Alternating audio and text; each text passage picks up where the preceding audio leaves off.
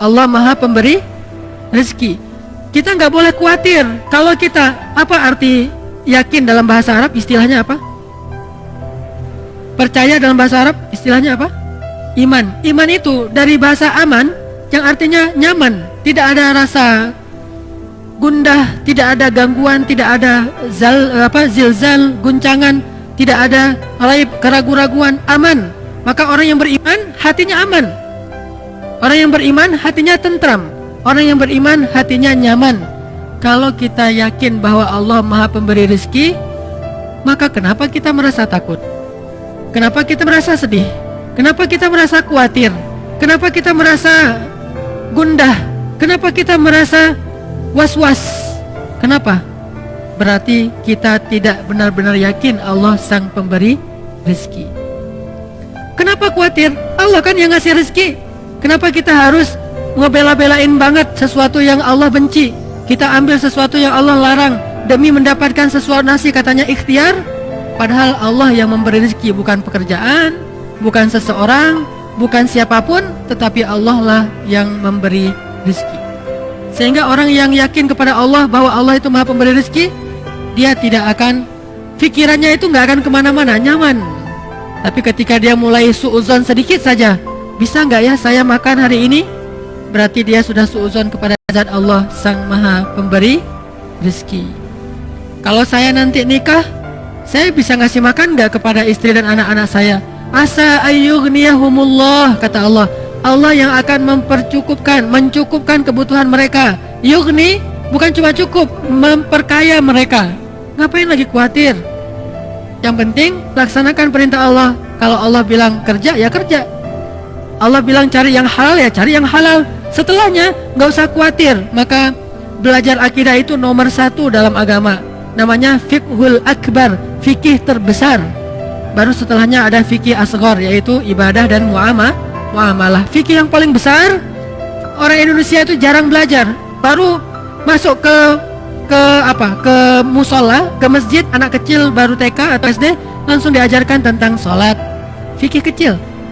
Diajarkan tentang akhlak, fikih kecil. Sedikit yang diajarkan tentang akidah, yang itu adalah fikih besar. Sehingga walaupun dia udah sholat, walaupun dia udah tahu tentang ibadah, tapi dia belum punya keyakinan yang kuat sehingga gampang galau. Muncullah generasi galau. Kenapa? Nggak ada akidahnya. Coba lihat di Mekah, ayat-ayat yang turun di Mekah, apa isinya? Akidah akhirah, akidah akhirah, akidah akhirah. Iman kepada Allah, iman kepada hari akhir. Itu aja terus isinya. Baru nanti setelah di Madinah muncul sholat yang sudah 5 waktu. Walaupun dia menjelang hijrah ke Madinah, sholat 5 waktu, kemudian puasa, kemudian zakat, kemudian jihad, kemudian menutup aurat, hijab, kemudian haji, umroh di Madinah. Kalau sholat menjelang Madinah, walaupun sholat itu udah ada sejak awal risalah, tapi dikonsep dalam bentuk 5 waktu menjelang ke Madinah. Intinya syariat itu baru muncul setelah sampai di Madinah. Sebelumnya akidah akhirah, akidah akhirah. Coba lihat ayat-ayat tentang yang di juz amma, rata-rata akhirah, akidah. Ini menunjukkan bahwa yang harus kita bangun terlebih dahulu adalah jangan suuzon sama Allah. Kalau kita udah nggak suuzon sama Allah, insya Allah kita nggak akan suuzon sama manusia. Kita tidak akan menjelek-jelekkan manusia. Kenapa? Bagaimanapun juga dia adalah ciptaan Allah. Makanya salah satunya yang paling gampang, misalnya Allah Maha Pemberi rezeki. Udah, kenapa ragu? Kenapa kita bilang ini jangan, ini nggak boleh, pekerjaan ini haram, tapi keuntungannya gede? Berarti makin gede dosanya. Udah, tinggalkan saja pekerjaan ini, ambil pekerjaan lain yang halal. Terus saya mau makan apa? Nah, ini nggak yakin sama Allah nih, iftira. Ini suuzon sama Allah. Kalau misalnya dikatakan ini haram Ustaz, haram. Tanya lagi ke Ustaz lain, Ustaz ini halal nggak? Haram. Ustaz ini halal nggak? Haram. Dalilnya jelas. Ya sudah, mulai hari ini juga saya langsung akan resign. Saya akan minta berhenti. Bahkan uang pensiunnya pun saya nggak berani makan. Kalaupun saya ambil, saya kasih ke fakir miskin, tapi saya tidak akan makan. Kenapa? Saya tahulah Allah yang Maha Pemberi rezeki. Falima syak. Lalu kenapa ragu? Kenapa was-was? Kenapa khawatir? Gara-gara kurang yakin kepada Sang Pemberi rezeki. Kan kan enak hidup kalau udah yakin sama Allah Maha Pemberi rezeki. Dan yakin itu yakin yang paling benar. Kalau keyakinan kepada selain Allah, keyakinan yang palsu. Hari ini kita mendapatkan bukti, besok udah nggak ada lagi bukti itu, dia sudah mengecewakan.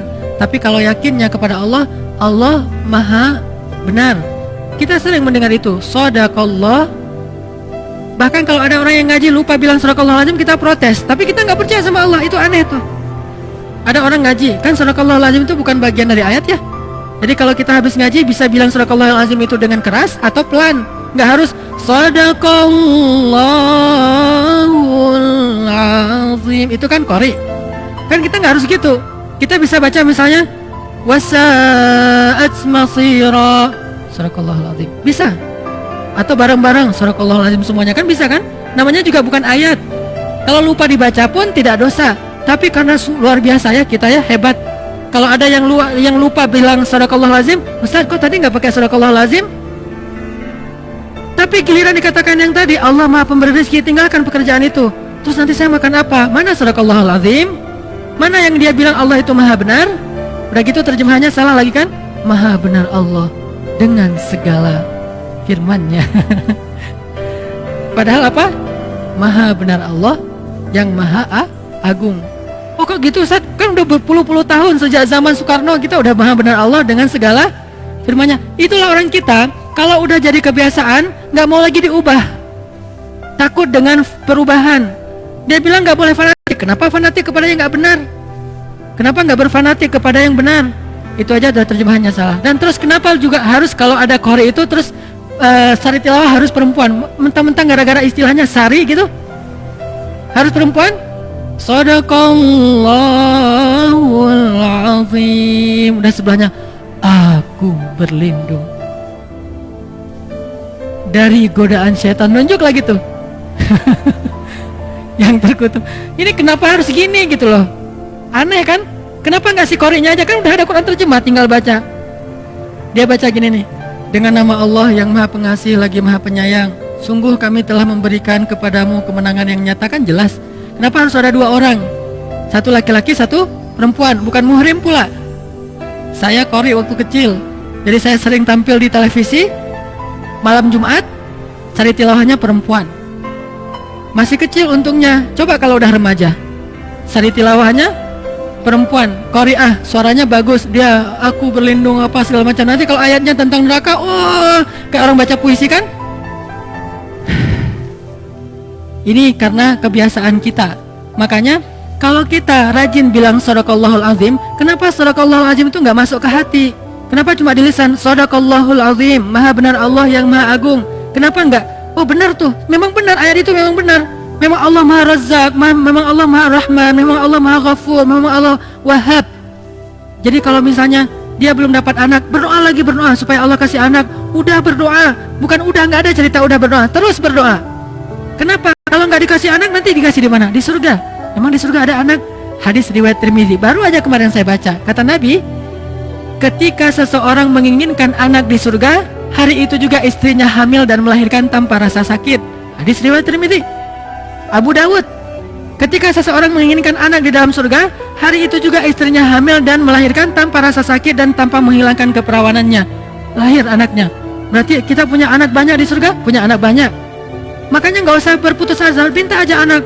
Rabbi habli minas salihin, Rabbi habli min ladunka waliya, waj'alhu Rabbi radiyya, Rabbi habli min ladunka dzurriyyatan thayyibah, Rabbana hab lana min azwajina wa dzurriyyatina qurrata a'yun. Kok belum Ustaz? Ala inna nasrallahi qarib, innallaha sami'ud du'a, Rabbi habli minas salihin, Rabbi habli minas salihin. Terus saja minta. Kenapa? Allah kita yakin Sami', Maha mendengar. Dan kita yakin, kata Nabi dalam hadis qudsi, Allah berfirman, aku malu kalau melihat hambaku mengangkat kedua tangannya lalu aku tidak mengabulkan doanya, itu aku malu. Maka kalau kita yakin sama itu, terus saja minta. Allah nih pasti malu nih nggak ngabulin. Allah beri saya anak, pasti Allah malu, pasti Allah mendengar. Tapi kalau kita bilang Allah dengar nggak ya, itu suuzon. Allah mau ngasih nggak ya, saya khawatir Allah nggak akan ngasih, itu suuzon. Karena Allah sendiri mengatakan, aku ujibu da'watad da'i idza da'ani, aku pasti mengijabah, pasti aku akan memberikan apa yang Mereka minta, maka mintalah ke Allah. Kalau kita ragu, Allah ngasih nggak ya? Allah mendengar nggak ya? Berarti kita udah su'udzan terhadap Allah, iftira. Padahal Allah sami'ud du'a, Allah wahhab, maha pemberi, Allah syakur, maha menghargai, Allah razak, maha memberi rezeki. Ini nggak boleh kita ragukan sedikit pun, sampai nanti kita malah bersu'udzon kepada Allah. Mengurangi hak Allah itu nggak boleh.